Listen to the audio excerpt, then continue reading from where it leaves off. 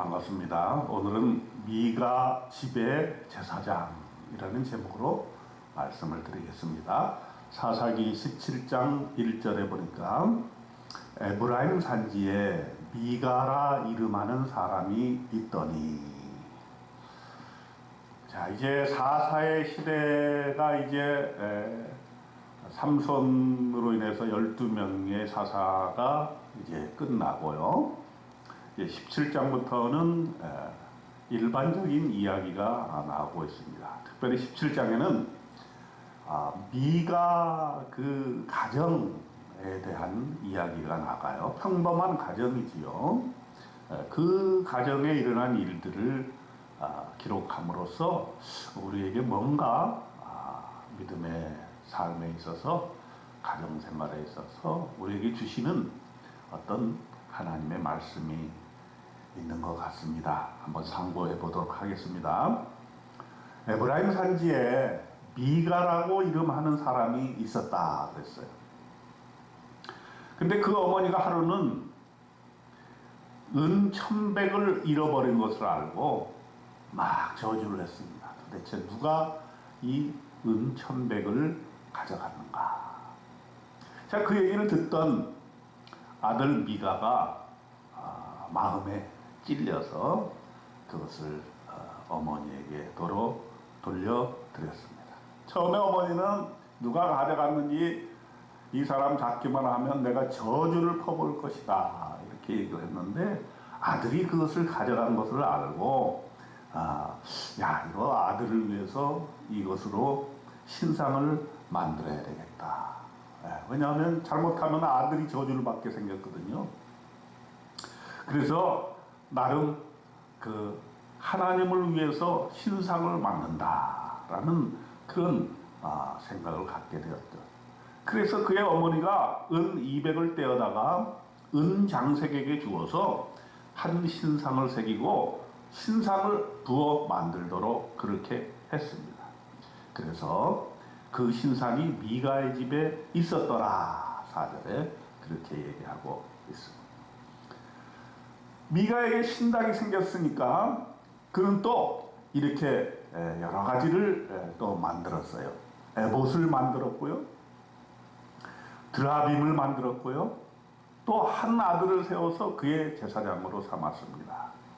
그러니까 자기 집에다가 하나의 그 예배 재단을 세운 거죠. 가정 재단을 세운 거죠. 그런데 이 에봇은 제사장이 있는 것이고, 드라빔은 그 점을 칠 때 쓰는 그런 도구라 볼 수가 있어요.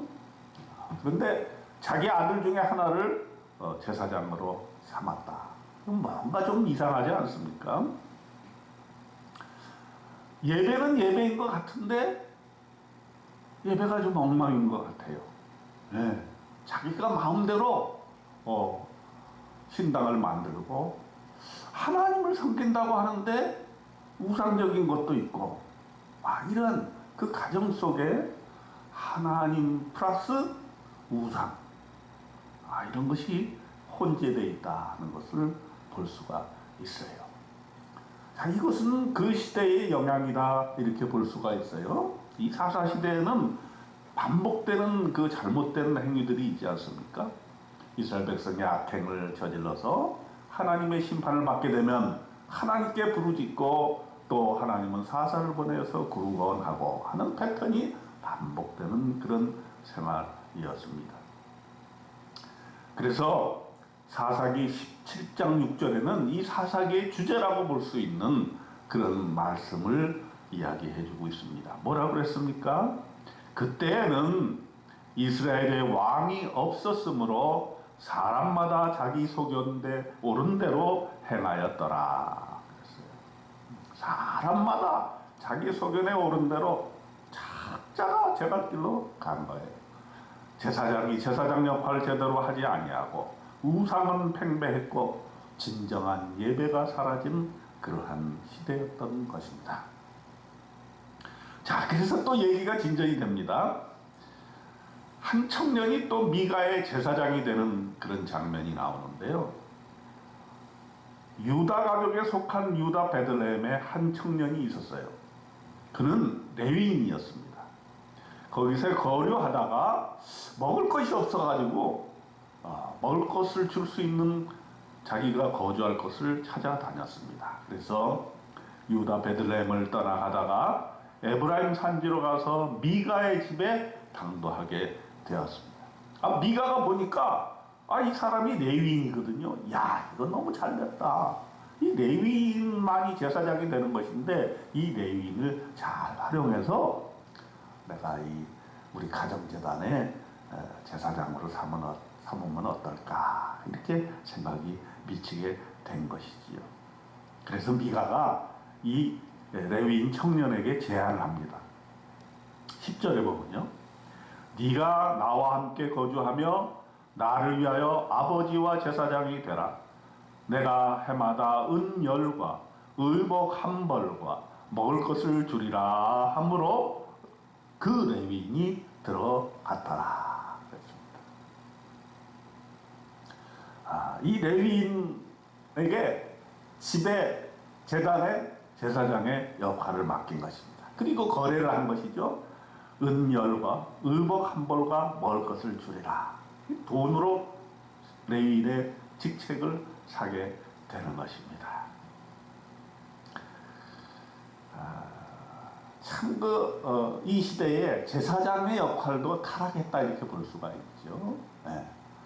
이 예배라고 하는 것은 하나님이 정하신 곳에서 하나님의 뜻에 맞게 하나님이 불러주신 제사장을 통해서 예배가 이루어져야 되는데, 그렇게 자기의 목적, 자기의 이기적인 목적을 위해서 그 레위인을 제사장으로 삼고 집안에다가 신당을 세우고 또 그것이 바로 하나님께 예배라고 하는 그러한 엉뚱한 생각을 하게 되었던 것입니다.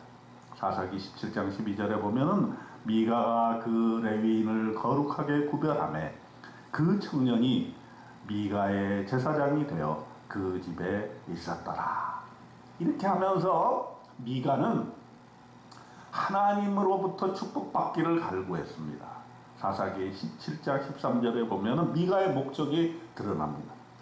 이에 미가가 이르되 레위인이 내 제사장이 되었으니 이제 여호와께서 내게 복 주실 줄을 아노라 하니라 했습니다. 이 미가의 가장 핵심적인 목적은 뭐예요? 자기만 복받겠다고 하는 것입니다. 여러분, 우리가 하나님을 예배하는 것은 나 혼자 복받겠다, 내 가족만 복받겠다, 이걸로 그치는 건 아니에요. 우리는 하나님 예배하면 물론 복을 받습니다. 우리 자녀손들이 복을 받습니다. 그러나 그 이기적인 목적만을 위해서가 아니에요. 우리는 하나님 자녀가 되어서 하나님께 부르심을 받았으면은 우리가 세상에 나가서 하나님의 뜻을 실현하고 이 땅을 하나님의 나라로 만들어가는 하나의 도구가 되고 제사장의 역할을 감당하는 것이 우리의 사명인 것입니다. 때로는 우리는 예수 그리스도의 십자가의 보혈처럼 피 흘려가면서 이 땅을 살아가야 되고, 때로는 우리 많은 순교자들처럼 하나님을 위해서 예수 그리스도를 믿음으로 인해서 내 피를 흘려야 되는 그러한 십자가의 길도 우리에게 있는 것입니다. 다만 나는 복받기 위해서 어찌하든지 제사장을 세우고 어찌하든지 신당을 만들고 어찌하든지 하나님과 우상을 동시에 섬기는, 때로는 점도 치고 때로는 사주팔자도 보고 그렇게 또 예배도 드리고, 이러한 혼재된 신앙, 이것은 어떻게 보면 우리의 모습이지 않습니까? 우리가 오직 하나님만 섬기고 하나님의 뜻대로 이 세상을 살아나가야 될 텐데, 우리는 개인적인 욕심만을 가지고 오직 하나님께 복받기만 원하는 그런 얄팍한 이기적인 신앙을 우리가 살고 있지 않나, 사사기 17장은 우리에게 말씀하고 있습니다. 여러분, 우리는 자기의 소견대로, 자기의 유익대로, 자기의 이익만을 위해서 예수 믿는 것이 아니라 하나님 말씀대로 살고 이 땅을 정말 하나님께서 원하시는 귀한 하나님의 나라로 만드는데 우리의 인생과 우리의 삶이 쓰여짐을 받을 수 있도록 저와 여러분 오늘 다짐하는 말씀 되시기를 주님의 이름으로 축원드립니다. 아멘.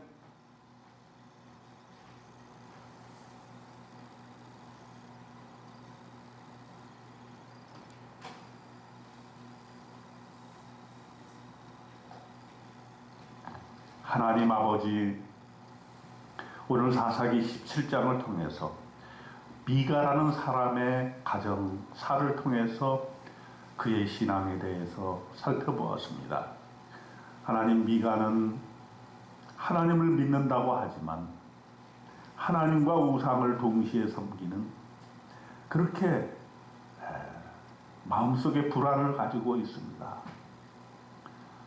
집에 에봇과 드라미를 만들고 신상을 만들고 또 아들을 세워 제사장을 만들고 그렇게 해서 예배했지만 그것이 정말 하나님 앞에 올바른 일이었는지 오늘 하나님의 말씀은 우리에게도 말씀하고 계신 것을 우리가 봅니다. 그 당시에 시대가 너무나 악해서 사람마다 자기 소견에 옳은 대로 행하였다 했습니다. 이것이 후렴처럼 반복이 되고 있습니다. 그것이 바로 사사시대의 믿음 생활이었던 것을 우리는 보게 됩니다. 아버지 하나님, 또한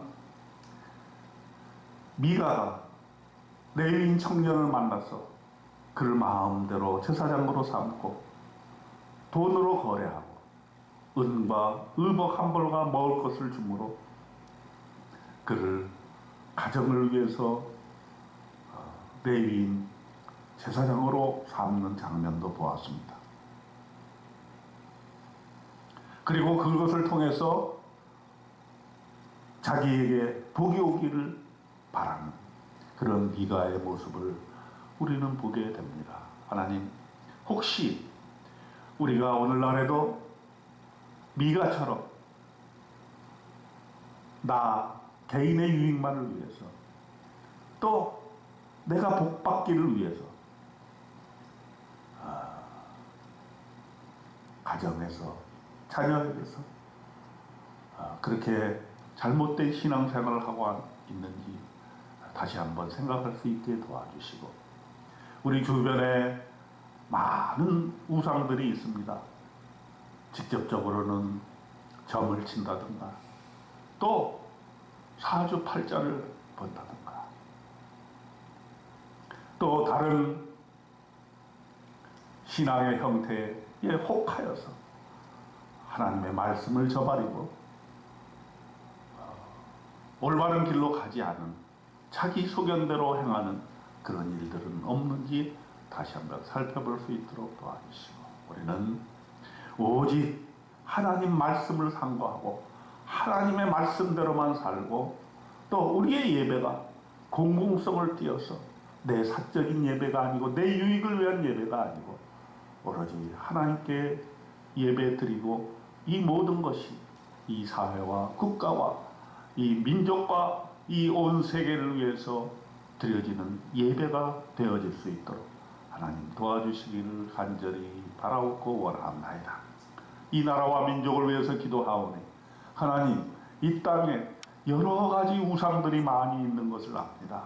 아직도 많은 백성들이 점을 치러 다니고 여기저기에 아버지 사당들이 존재하고, 아버지 하나님, 이 백성이 아직도 하나님을 모르고 하나님 한 분만을 섬기지 아니하고 여기저기 우상에게 찾아다니는 모습을 보게 됩니다. 우리 민족을 하나님 불쌍히 여겨 주시옵소서.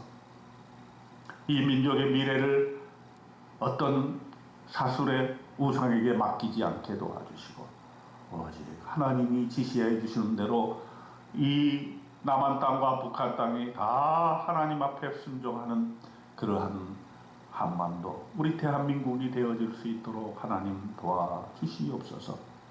우리 중국과 러시아와 북한과 일본, 모든 미국과 이 한반도를 둘러싼 관계 당사국들이 아버지 하나님 우상 섬기지 아니하고 하나님의 뜻에 맞는 그러한 질서가 있어지도록 하나님께서 도와주시기를 간절히 바라옵고 원하옵나이다. 북한이 또한 미사일을 쏘려고 합니다. 하나님께서 도와주시옵소서. 또 우크라이나 전쟁을 통해서 아버지는 서방 세계와 또 신냉전주의가 생기고 있는 이 시대에 아버지 하나님 이 우크라이나 전쟁이 어찌하든 아버지 피 흘림으로부터 빨리 회복되어질 수 있도록 하나님 도와주시옵소서. 또 튀르키예는 새로운 대통령 또 이제 장기 집권을 열어가고 또 그 나라가 민주화되지 못하고 아버지 하나님 독재 정권으로 가지 않을까 두려움이 있습니다. 하나님 도와주시기를 원합니다. 또 수단에 있는 전쟁 또 모든 마약과 질병 남미의 아버지 하나님 물가 등과 참 백성들이 어려워서 다 미국으로 아버지 하나님이여 불법 이민을 감행하고 있는 아버지 하나님 이 남미의 상황도 하나님께서 도와주시기를 원합니다. 기후변화로 해수면이 상승되어서 많은 나라들이 고통을 받고 있습니다. 아버지 하나님 파키스탄이 거의 국토가 매몰될 정도로의 큰 피해를 당하였습니다. 우리나라도 이제 이번 여름에 많은 폭우가 온다고 하는데 하나님 이 기후변화로 인한 여러 가지 기상이변에 대해서 우리가 잘 대비할 뿐만 아니라 근원적으로 온 세계가 한 마음으로 이 문제를 해결해 나갈 수 있도록 하나님 도와주시기를 간절히 바라옵고 원하옵나이다. 오늘 하루도 하나님께서 함께하여 주시옵소서. 긴 연휴를 마치고 좋은 휴식을 취하여 싸우니 다시금 일터로 나가서 우리가 일할 때 하나님의 놀라운 은혜와 은총이 함께하여 주시옵소서. 직장이 행복한 직장이 되게 하여 주시고 우리의 산업 현장이 아버지 하나님 주님의 뜻 안에 우리가 일함으로써 기쁨을 느끼게 도와주시고 하나님 앞에서 일하듯이 우리가 정성을 다해 일할 수 있도록 하나님 도와주시옵소서. 우리에게 건강이 필요한 줄 주님께서 아시옵니다.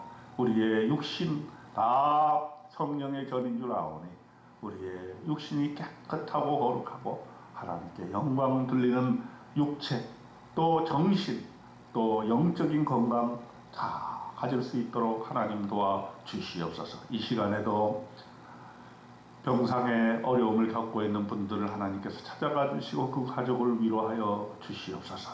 아버지 모든 질병에 주님께서 안수하여 주시고 낫게 하여 주시고 깨끗하게 치료함 받을 수 있도록 하나님 도와 주시옵소서. 오늘 하루도 행복하고 즐겁고 미소가 띄어지는 또 가슴에 주님을 향한 사랑이 벅차게 일어나는 하루 될 수 있도록 하나님 축복하여 주시옵소서. 오늘 주신 은혜를 감사드리옵고 우리 주님 예수 그리스도의 이름으로 간절히 기도드리옵나이다. 아멘. 하늘에 계신 우리 아버지, 아버지의 이름을 거룩하게 하시며 아버지의 나라가 오게 하시며 아버지의 뜻이 하늘에서와 같이 땅에서도 이루어지게 하소서. 오늘 우리에게 일용할 양식을 주시고 우리가 우리에게 잘못한 사람을 용서하여 준 것 같이 우리 죄를 용서하여 주시고 우리를 시험에 빠지지 않게 하시고 악에서 구하소서. 나라와 권능과 영광이 영원히 아버지의 것입니다. 아멘. 오늘 하루도 주 안에서 풍성한 축복 누리며 행복한 삶 사시기를 주님의 이름으로 축원드립니다. 아멘.